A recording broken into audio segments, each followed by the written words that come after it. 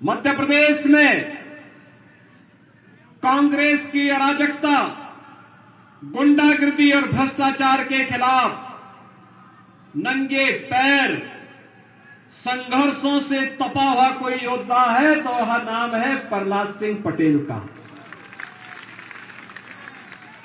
और किस भीषण स्थिति में इन्होंने उस समय संघर्ष किया था जब साधन नहीं थे। केंद्र और राज्य में कांग्रेस की सरकारें हुआ करती थी, कोई उनके खिलाफ आवाज उठाने वाला नहीं मिलता था। और तब संघर्ष के साथ साथ जब राम जन्मभूमि आंदोलन के लिए अभियान चला था तो हमें याद है प्रहलाद जी की उस समय दाढ़ी और उनके बाल इतने लंबे थे। हमने कहा भाई आप तो साधु हो गए क्या? उन्होंने कहा नहीं, ये मेरा संकल्प है, जब तक गुलामी का ढांचा नहीं हट जाएगा तब तक मेरा ये संकल्प इसी रूप में आगे बढ़ेगा। और भाइयों बहनों, अब तो अयोध्या में भगवान राम का भव्य मंदिर बनकर के भी तैयार होने वाला है। और 22 जनवरी को अयोध्या में प्रधानमंत्री मोदी जी के करकमलों से 500 वर्षों के इंतजार को समाप्त करते हुए रामलला अपने भव्य मंदिर में विराजमान होंगे। हम सब राम भक्तों के लिए एक गौरवशाली क्षण होगा। और इस अवसर पर आपका आह्वान करने के लिए मैं आपके बीच में विशेष रूप से उपस्थित हुआ हूं। भाइयों बहनों, प्रहलाद सिंह पटेल जैसे कार्यकर्ताओं ने उस कालखंड में संघर्ष किया था अपना पूरा जीवन। उन्होंने कभी नहीं सोचा कि मैं सांसद विधायक बनूंगा, कभी नहीं इस संकल्प के साथ लड़े कि हम लोग केंद्रीय मंत्री बनेंगे, हम लोग राजनीति में होंगे। केवल एक ही संकल्प था कि हमारे प्रभु के किसी कालखंड में अगर विदेशी आक्रांताओं ने उस स्थान पर मंदिर को पवित्र करके प्रभु के मंदिर को वहां पर तोड़ करके समग्र समाज को अपमानित करने का कार्य किया था, अगर मैं भी अपनी ओर से कुछ आहुति दे सकूंगा तो मेरा जन्म और जीवन धन्य हो पाएगा। और भाइयों बहनों, वह संघर्ष आज रंग ला रहा है। और उसी संघर्ष के लिए इस धरा को नमन करने के लिए मैं विशेष रूप से आपके पास आया हूं। गौरवान्वित किया है उनकी सादगी, उनका संघर्ष, उनका समर्पण वर्तमान पीढ़ी के लिए एक नई प्रेरणा बनती है। ऐसे माननीय श्री प्रहलाद सिंह पटेल जी, राज्यसभा के माननीय सांसद श्री कैलाश सोनी जी, गाडरवाड़ा से भारतीय जनता पार्टी के प्रत्याशी माननीय सांसद राव उदय प्रताप सिंह जी, तेंदुखेड़ा से श्री विश्वनाथ सिंह पटेल जी, निवर्तमान विधायक श्री जालन सिंह पटेल जी, जिलाध्यक्ष अविलास मिश्रा जी, गोटे गांव से श्री महेंद्र नागेश जी, श्रीमती ज्योति नीलेश काकोड़िया जी, सुशीला उमार जी, नीरज दुबे जी और भारी संख्या में नरसिंहपुर विधानसभा क्षेत्र की आज की सभा में उपस्थित नरसिंहपुर से जुड़े हुए सभी उपस्थित भाइयों और बहनों, इस पावन धरा को नमन करते हुए मैं आप सबका हृदय से अभिवादन करता हूं।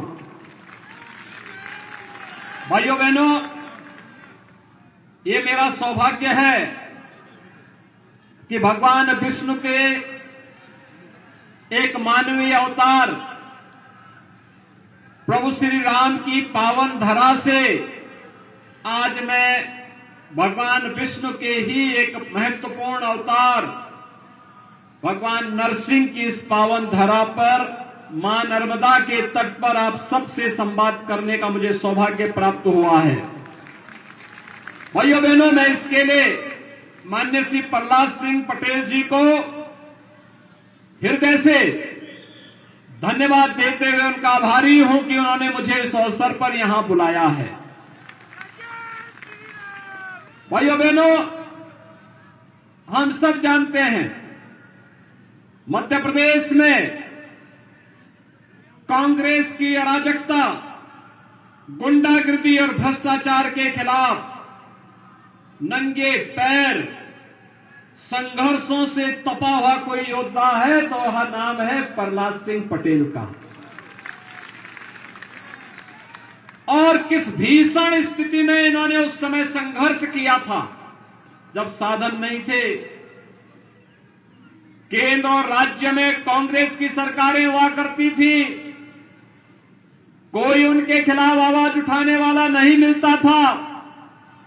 और तब संघर्ष के साथ साथ जब राम जन्मभूमि आंदोलन के लिए अभियान चला था तो हमें याद है प्रहलाद जी की उस समय दाढ़ी और उनके बाल इतने लंबे थे। हमने कहा भाई आप तो साधु हो गए क्या? उन्होंने कहा नहीं, ये मेरा संकल्प है, जब तक गुलामी का ढांचा नहीं हट जाएगा तब तक मेरा ये संकल्प इसी रूप में आगे बढ़ेगा। और भाइयों बहनों, अब तो अयोध्या में भगवान राम का भव्य मंदिर बनकर के भी तैयार होने वाला है। और 22 जनवरी को अयोध्या में प्रधानमंत्री मोदी जी के कर कमलों से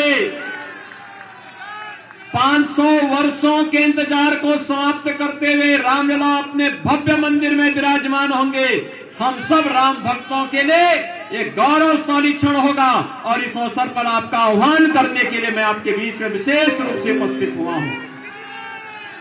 भाइयों बहनों, प्रहलाद सिंह पटेल जैसे कार्यकर्ताओं ने उस कालखंड में संघर्ष किया था अपना पूरा जीवन। उन्होंने कभी नहीं सोचा कि मैं सांसद विधायक बनूंगा, कभी नहीं इस संकल्प के साथ लड़े कि हम लोग केंद्रीय मंत्री बनेंगे, हम लोग राजनीति में होंगे। केवल एक ही संकल्प था कि हमारे प्रभु के किसी कालखंड में अगर विदेशी आक्रांताओं ने उस स्थान पर मंदिर को पवित्र करके प्रभु के मंदिर को वहां पर तोड़ करके समग्र समाज को अपमानित करने का कार्य किया था, अगर मैं भी अपनी ओर से कुछ आहुति दे सकूंगा तो मेरा जन्म और जीवन धन्य हो पाएगा। और भाइयों बहनों, वह संघर्ष आज रंग ला रहा है और उसी संघर्ष के लिए इस धरा को नमन करने के लिए मैं विशेष रूप से आपके पास आया हूं। भाइयों बहनों, दो चीजें बहुत साफ है। एक है जिसको हम कहते हैं समस्या और एक है समाधान। दो ध्रुव हैं। एक ध्रुव है जो नकारात्मक सोच के लिए जाना जाता है, वह समस्या है। और भाइयों बहनों, मैं सच कहूं तो कांग्रेस इस देश की समस्या है। आप मानते हैं ना? देखिए, देश का विभाजन कांग्रेस के कारण हुआ, अन्यथा पाकिस्तान और बांग्लादेश नहीं बनते। अगर कांग्रेस के नेताओं की अति सत्ता लिप्सा नहीं होती तो देश विभाजित नहीं होता, अखंड भारत होता, अखंड भारत होता। भाइयों बहनों, लौह पुरुष सरदार वल्लभ भाई पटेल ने 1947 में देश आजाद होते ही सोमनाथ के मंदिर के पुनरुद्धार का कार्य किया था। लेकिन कांग्रेस के उस समय के नेता, देश के प्रधानमंत्री जवाहरलाल नेहरू जी ने सोमनाथ मंदिर के पुनरुद्धार का विरोध किया था। कांग्रेस चाहती ही नहीं थी कि राम मंदिर का पुनरुद्धार हो, सोमनाथ के मंदिर का पुनरुद्धार हो। कांग्रेस समस्या देने वाली थी।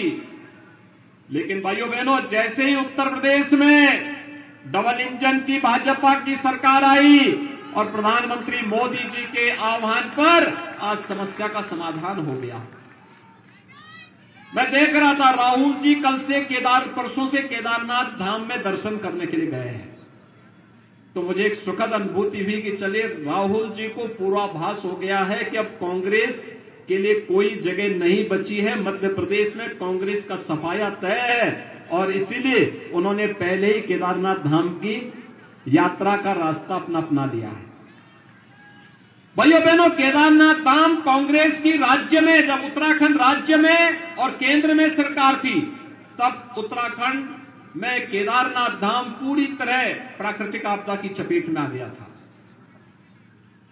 हम सब आभारी हैं प्रधानमंत्री मोदी जी के, जिन्होंने केदारनाथ को एक भव्य स्वरूप देकर के केदारपुरी के रूप में पुनर्स्थापित कर दिया है। महाकाल का महालोक आज शिवराज सिंह चौहान जी के नेतृत्व में मध्य प्रदेश में एक नई अनुभूति करा रहा है। और वैसे ही अयोध्या में भगवान श्री राम का भव्य मंदिर हो या काशी में काशी विश्वनाथ धाम, एक नई अनुभूति कराता है।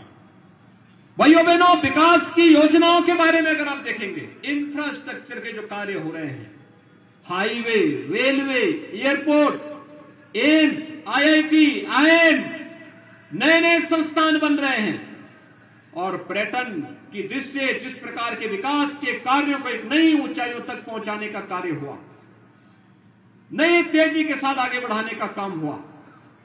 प्रहलाद जी जब केंद्र सरकार में पर्यटन और संस्कृति मंत्रालय देख रहे थे, उस दौरान उन्होंने देश के अंदर हर प्राचीन धार्मिक स्थलों को एक नया स्वरूप देने का बड़ा अभियान प्रारंभ किया था और कोई प्रमुख धार्मिक स्थल ऐसा नहीं था जिसके लिए उन्होंने उस समय धनराशि देकर के अपनी विरासत को सम्मानित करने का कार्य और गौरवान्वित करने का कार्य ने किया हो।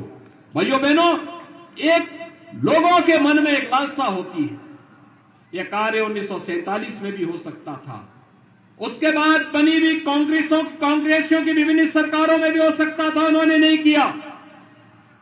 और भाइयों बहनों, गरीब कल्याणकारी योजनाओं की बात आप लेंगे, जो आज हर घर में शौचालय बन गए हैं।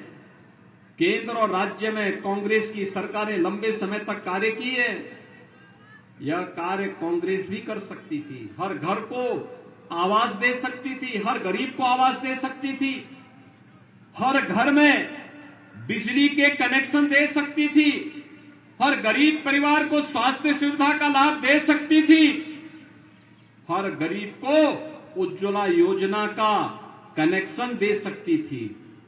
लेकिन कांग्रेस का कभी एजेंडा विकास नहीं था, लोक कल्याण नहीं था,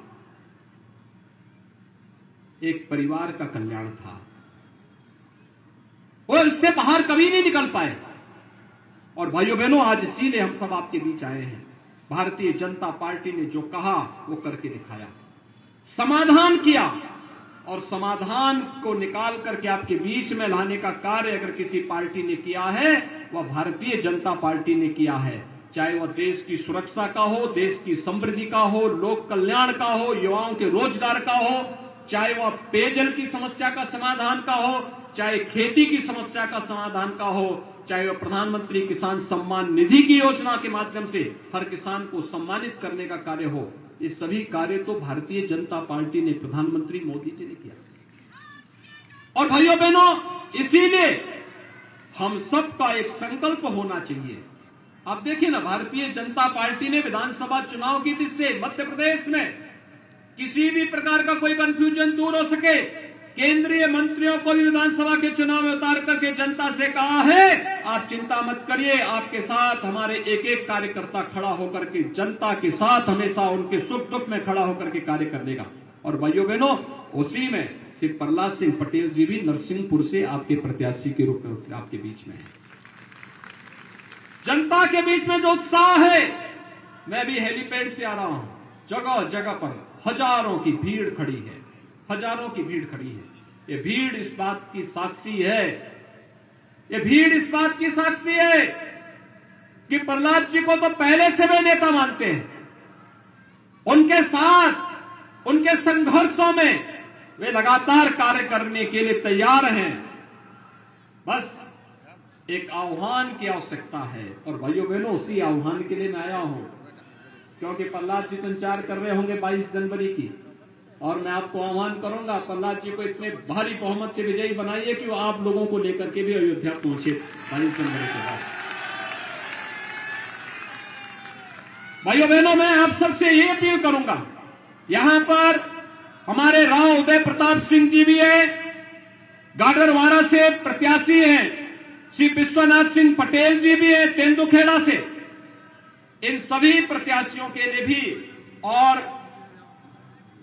महेंद्र नागेश जी भी हैं गोटे गांव से। ये सभी हमारे प्रत्याशी आज यहां पर खड़े हैं। भाइयों बहनों, आप सबसे मेरी अपील होगी, कमल चुनाव चिन्ह पर इन सभी प्रत्याशियों को भारी बहुमत से विजयी बना करके मध्य प्रदेश की विधानसभा को और भी अच्छे तरीके से इस जनपद की दृष्टि, इस क्षेत्र की दृष्टि से गौरवान्वित करने की अपील करता हूं। क्या आप सभी सहमत हैं? सभी लोग सहमत हैं? सभी लोग सहमत हैं? Shri Krishna university Chhatarpur, the hitech university in central India, Bundelkhand के लिए गौरव की बात है कि अब छतरपुर में हम आपको देंगे विश्व स्तरीय एजुकेशन सिस्टम और वर्ल्ड क्लास इंफ्रास्ट्रक्चर। कोरोना जैसी महामारी के दौर में अब महानगरों की भीड़ भाड़, अत्यधिक खर्च से बचे तथा अपने घर एवं अपने शहर में रहकर ही विश्व स्तरीय रोजगार उन्मुखी शिक्षा को प्राप्त करें और महानगरों में होने वाली परेशानी से बचे, क्योंकि कोरोना ने हमें सिखा दिया है कि हम महानगरों में सुरक्षित हैं या अपने शहर और घर में। इसीलिए श्री कृष्णा विश्वविद्यालय आपको देगा राष्ट्रीय शिक्षा नीति 2020 के अनुसार तैयार पाठ्यक्रम और कोर्स में प्रवेश के अवसर।